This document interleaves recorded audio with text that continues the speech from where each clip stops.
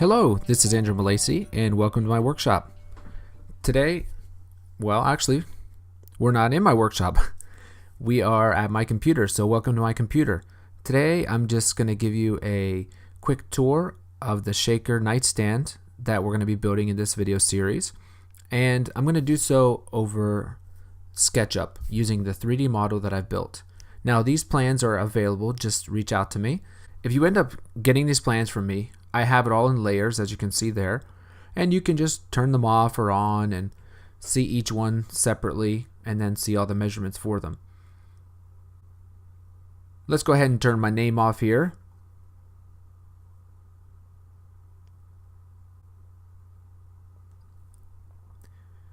And we'll begin by just doing a quick once around, getting a general idea of what it looks like.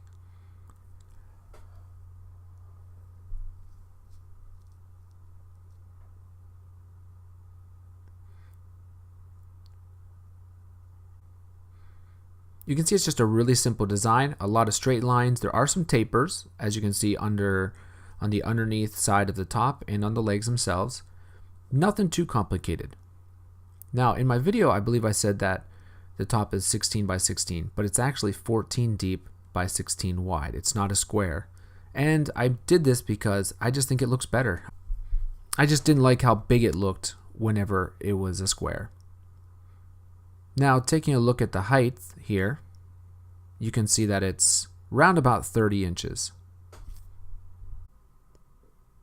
Now we're going to move around to the side and actually zoom in to the top.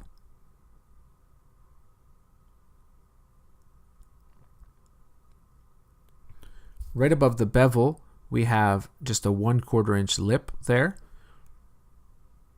And then we have a little knob here on the front of the drawer that you can do whatever you want with. This is just a placeholder. But actually, that's pretty close to what traditional shaker knobs looked like. They just had a little bit more of a rounded profile. They weren't just a circle like that. Now, all the panels, the drawer, the sides, the back, they're set back 1/4 inch. And they all have the same height, which makes sense. They are 6 inches high. Even the drawer, as you'll see in a second. The drawer has a total height, the drawer front has a total height of 6 inches, but that's composed of a 1-inch rail on top, as you see there, and a 1-inch rail on the bottom. And so the drawer itself is actually 4 inches high. And then you're going to have to keep in mind that that is exactly 6 inches. So what you'll need to do is actually take like a 16th inch off the top and off the bottom, or maybe a 16th and an 1/8, whatever you think, so it'll expand and contract and move freely. It's not going to be exactly 4 inches, but rather just slightly under it. The width of the front, the drawer, and the back is 10.5, but don't forget we have to factor in tenons that are 3/4 inch on each side. The side is 8.5, and again has 3/4 inch tenons on the front and back. The legs are 1.5 inch, or they're 1.5 inch square. And then the top, like I said, it has a 1/4 inch lip there, and then it's just beveled underneath that. And then it sticks out. It overhangs 1/4 inch from the legs. And so when you add all of this up, the 1.5 inch legs plus the 8.5 inch side plus the 1.25 inch front and back that it overhangs, we get 14 inches. Now, if we just take off the top, we can see what it looks like on the inside. These two side rails are actually guides for the drawer so it doesn't tip out. And you can see the holes in them. I just made generic holes. You're gonna drill through those rails and attach screws to the top. But it's important that those holes be a little oversized because you need to allow room for the top to move, expand, and contract and such. You don't want it to be extremely tight holes. The rail on the top is dovetailed in. And let's go ahead and remove the legs here so you can see what it looks like. The top rail is dovetailed, but the bottom is just mortised in. And they're both 3/4 inch. The drawer itself is dovetailed. It's a half blind dovetail, and on the back it's a full through dovetail. It's just 1/2 inch thick, those sides and the back are.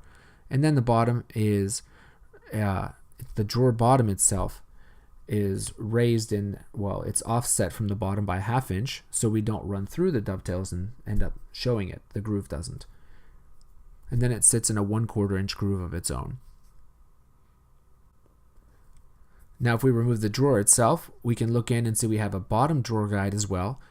It just sits parallel in the same plane as the above one, and they're actually the same exact dimensions. You can make 4 of the same pieces, and then 2 of them you're going to drill some holes through, and then 2 of them you won't.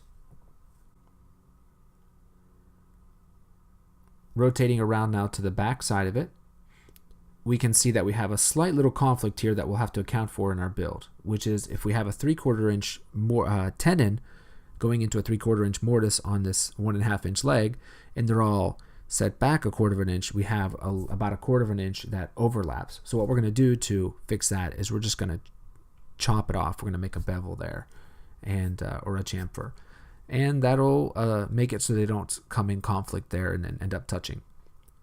You'll see when we get to that point. We'll have to angle those off and chop off the corners. Just looking around from the general inside view, it's not that difficult of a build.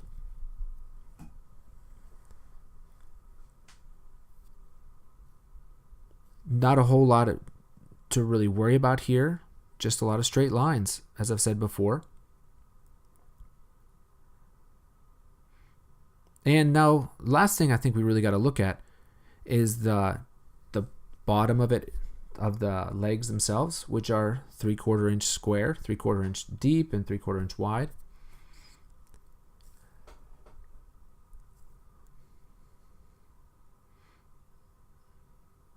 It's a very consistent taper the whole way down, starting at that 6 inch mark right there. And all 4 legs will be the same, which is why I highly recommend you just make a pattern for it. Now if we just go back to a general overview of everything, we'll do once more around it just to get an idea, one last look at it. And I'm really excited about this. I don't know about you, but I'm looking forward to building another one of these, my 3rd one, like I've said.